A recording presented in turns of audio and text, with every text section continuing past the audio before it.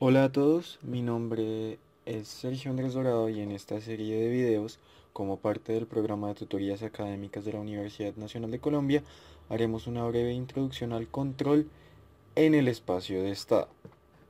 Entonces, para ello es primero necesario definir qué es un estado. Un estado son las condiciones presentes, pasadas y futuras de un sistema. El estado se define a partir de las variables de estado y las ecuaciones de estado.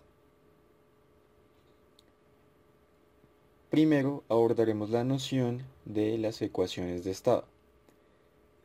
Recordemos que una ecuación diferencial de orden n puede descomponerse en un conjunto de n ecuaciones diferenciales de primer orden. Entonces, tomando una ecuación diferencial de orden n, que puede representar un sistema cualquiera, con una entrada u de t se puede llegar a una representación en variables de estado. Recordemos que si las constantes a sub n no son funciones del tiempo, la ecuación diferencial va a ser lineal. Ahora, a partir de esta ecuación diferencial es posible llegar a una representación en variables de estado definiendo las variables de estado de esta manera: x1 como y de t, x2 como la derivada, y así sucesivamente hasta llegar a xn, que va a ser la derivada n-1 de la salida del sistema. Las ecuaciones de estado se obtienen a partir de esta definición de las variables de estado de la siguiente manera: x, la derivada de x1 es x2, de x2 la derivada de x2 es x3, y así sucesivamente hasta llegar al término x a la n, cuya derivada es igual a esta suma de términos, incluida la entrada del sistema. Ahora, las variables de estado se definen como el conjunto mínimo de variables x sub 1, sub 2, x sub n, que, conjuntamente con la información de la entrada del sistema en un instante t sub 0, son suficientes para determinar el estado del sistema en cualquier tiempo posterior t mayor que t sub 0. Entonces, el estado es otra representación que diferente a la de funciones de transferencia, ya que las funciones de transferencia hacen ver al sistema como una caja negra, en la cual se tiene una entrada y se produce una salida. Por ende, las funciones de transferencia son una representación externa del sistema. En contraste, las variables de estado son una descripción interna del mismo, ya que, por definición y como interpretación física, las variables de estado están asociadas con la energía del sistema.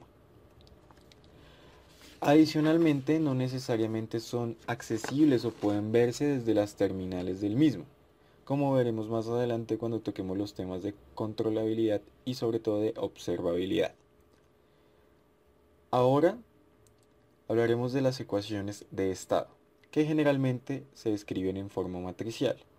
La primera ecuación se conoce como ecuación de estado y relaciona las derivadas de los estados con los estados presentes y las entradas del sistema. La segunda ecuación o ecuación de salida relaciona el estado y la entrada con la salida del sistema. Vemos que n es el número de variables de estado que se tiene, m el número de entradas al sistema y l el número de salidas del sistema. Esta representación es una representación para sistemas MIMO, Multiple Input, Multiple Output, múltiples entradas y salidas. ¿Cómo se solucionan estas ecuaciones de estado? Entonces, primero partamos de la ecuación de estado y luego vamos a llegar a la ecuación de salida. Para ello, recordemos que la matriz A se conoce como matriz del sistema y es una matriz cuadrada, y la matriz D es la parte directa de transmisión, que básicamente dice cuánto de cada entrada se transfiere a cada salida. Ahora, tomemos la transformada de Laplace de la ecuación de estado. Esto va a ser igual a Sx de S menos x de 0 igual a x de S más b por ux de S. Reordenando los términos de x de S en el lado izquierdo de la ecuación, obtenemos esta expresión factorizando a izquierda, factorizando a derecha x de S, tenemos esto y finalmente encontramos una expresión para las variables de estado en el dominio de Laplace.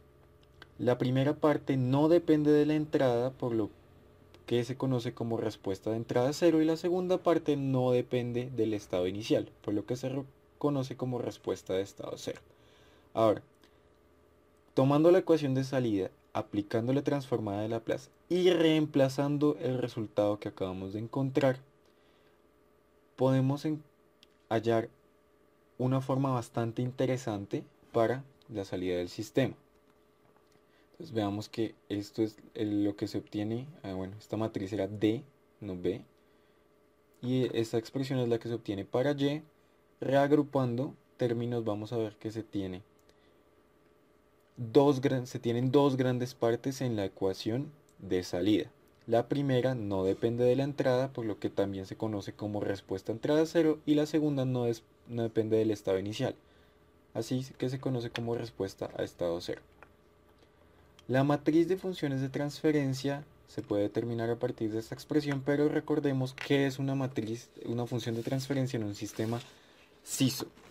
Entonces es el cociente entre entrada y salida, pero también puede verse como aquella matriz que multiplica la entrada para producir la salida siempre y cuando las condiciones iniciales sean nulas. Para sistemas MIMO representados en el espacio de estado, la condición nula se va a definir cuando x de 0 es igual a 0. Por tanto, nos queda únicamente la respuesta a estado 0. Y vemos que la matriz que acompaña a la matriz de U de S de entradas es una analogía a la función de transferencia, por lo que G de S o C por Si menos A a la menos 1 por B más D se conoce como la matriz de funciones de transferencia y muestra la contribución de cada una de las entradas a las salidas.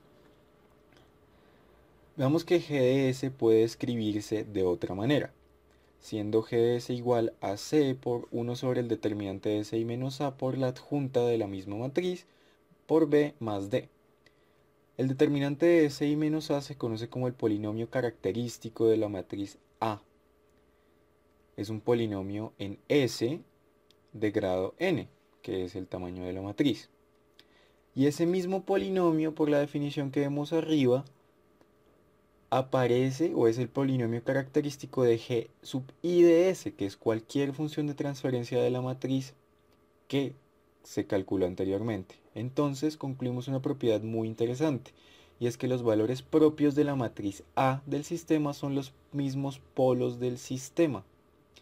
Por lo tanto, gobiernan la estabilidad del mismo y la respuesta natural.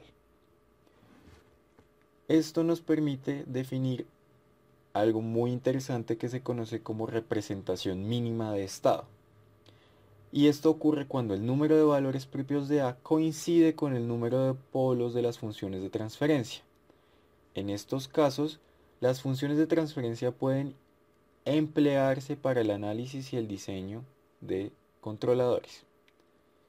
Ahora, se habla de una representación no mínima cuando el número de valores propios de A es diferente, generalmente siempre es mayor que el número de polos de las funciones de transferencia. Cuando esto ocurre, algunos valores propios no aparecen como polos de las funciones de transferencia. Y estos valores propios que no aparecen se llaman missing poles, o las funciones de transferencia dicen tener missing poles. Por lo tanto, no pueden utilizarse para el análisis ni el diseño. Eso es todo en este video. Nos vemos en el segundo video de esta serie de introducción al control en el espacio de estado. Muchas gracias.